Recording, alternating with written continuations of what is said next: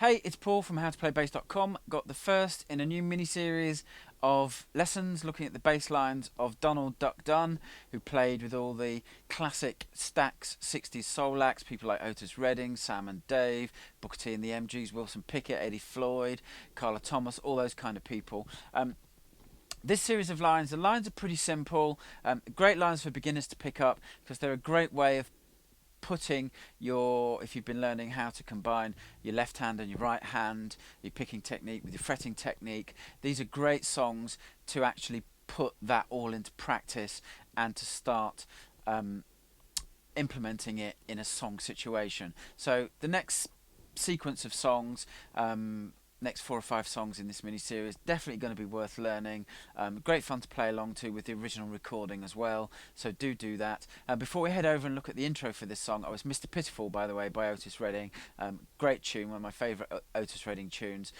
Before we head over and look at the intro, just a reminder, if you're not a subscriber to my free monthly e-zine, click on the button, the link underneath this video in YouTube, go to my website, find the subscribe page, you get a free exclusive monthly video and PDF lesson that only the members get, plus there's a sequence of 3 or 4 video and PDF lessons that you'll get as a thank you for signing up. So don't forget to do that. Let's head over to the lesson and let's go and start with the intro, which features the main riff for Mr Pitiful.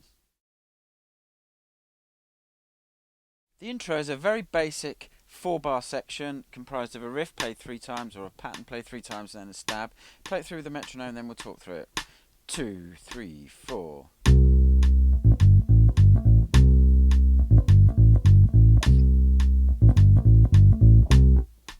And then you'd be into the verse. So it's a very simple pattern, but you should learn this pattern really thoroughly because this is the pattern that the majority of the tune's built on.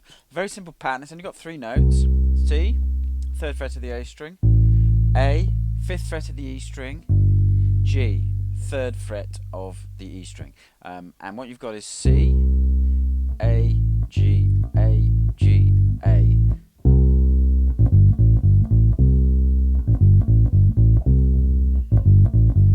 And the stab's on the C, of course. Very simple pattern, but the whole verse is built of it, as you'll see when we go to the verse section. So C, A, G, A, G, A. Listen to the original, listen to the play along with the metronome, and you'll hear the rhythm. Very simple. Learn it thoroughly because we're going to use this pattern 3 different places to play through the verse. So let's go and look at the verse. Okay, the verse is a very straightforward 16-bar pattern, pretty much comprised of that riff we just looked at in the intro, but played in 3 different locations. I'm going to play the complete verse, and then we'll talk through the notes and how it's formed. 2, 3, 4.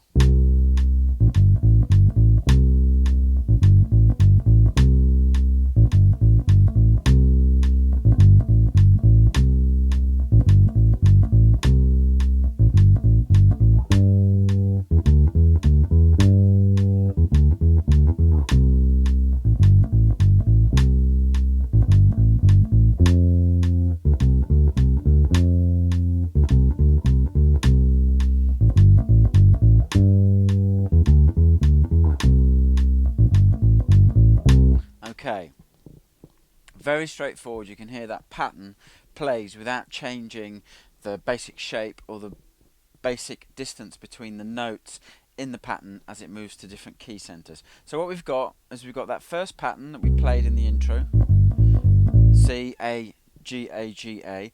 That's played for 6 bars. Then the pattern shifts up to G. Pattern stays identical, so you can keep that. Rhythm stays identical, the pattern stays identical. But the difference is the first note is G here at the 5th fret of the D string, and then the other 2 notes are E, the 7th fret of the A string, and D, the 5th fret of the A string.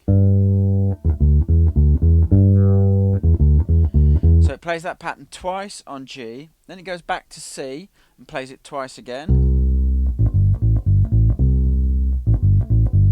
Then it takes that pattern up to F, Plays again. The pattern is identical in terms of the rhythm and the distance between the notes. The only difference is you start on F instead of C. So you play that twice. The notes are F, 3rd fret of the D string, D, 5th fret of the A string, C, 3rd fret of the A string, of course. So it's F, D, C, D, C, D. Repeat it. And then you're into the last 4 bars of the verse, like a turnaround before you get to verse 2, or after verse 2 before you go to the horn riff section. You've got a bar of the pattern in C, bar in G, bar in C, stab on C. And then you go to verse 2 or you go to horn riff. Verse 2 is identical to verse 1, so let's move on and look at the horn riff. Okay, the horn riff is a 12-bar section. Play it with a metronome and we'll talk through the notes. 1, 2, 3, 4.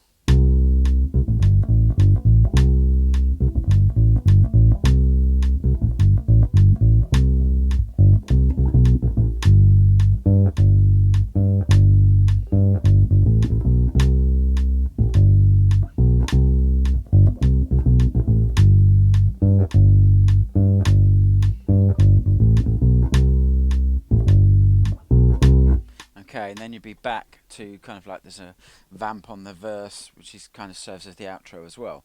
So the first 3 bars of this, before we actually get into the section, the kind of syncopated section which matches the horns, is a very subtle variation of the basic pattern we've learnt. So instead of playing that basic figure for these first 3 bars, we're going to up the rhythmic intensity by throwing in another 16th note like this.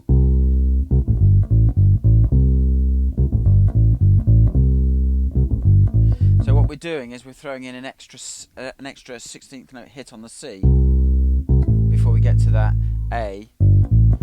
So when you throw in that extra 16th note, I find it easiest to use the open A string rather than the A at the 5th fret of the E string to get that pattern. So you play that for 3 bars, and then we get the first bar with the syncopations, and that first bar, which is the 4th bar of this section, that bar is this. So the notes are C, 3rd fret of the A string, G, 3rd fret of the E string, C, C, B, 2nd fret of the A string, B again, open A string. So you've got in this rhythm. Then you get down to G. The 5th bar of the pattern is, which is just G in the octave, G, 3rd fret of the E string, octave, 5th fret of the D string. And then the 6th bar, we go back from G to C, and so you play something like this. I'll play the 5th bar as well. So what you've got is the first 2 notes of the 6th bar, where we go back to C with the horns, is again it's the low G and the octave G, 3rd and 5th frets of the E and D string respectively, and then you've got the little syncopated run that gets you back, which is G, G, A, B, and then you'd be back to C. G's 3rd fret of the E string, open A, B's 2nd fret of the E string. So that takes us to the 7th bar, which again is going to lead us towards another of those syncopated sections. So it's the 7th and 8th bar. So the 7th bar is C, open A, long G, B as an approach note, then you're into the 8th bar and you've got that repeat of that pattern,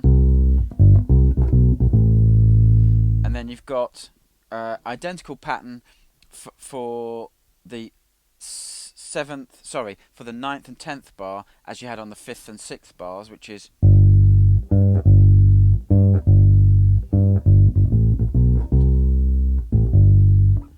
then you've got a stab there, you've got a repeat of that pattern. The stab on the 12th bar, which ends the section, and then you'd go back to the verse. So I'll play it through the metronome one more time just so you can just double check it. 3, 4.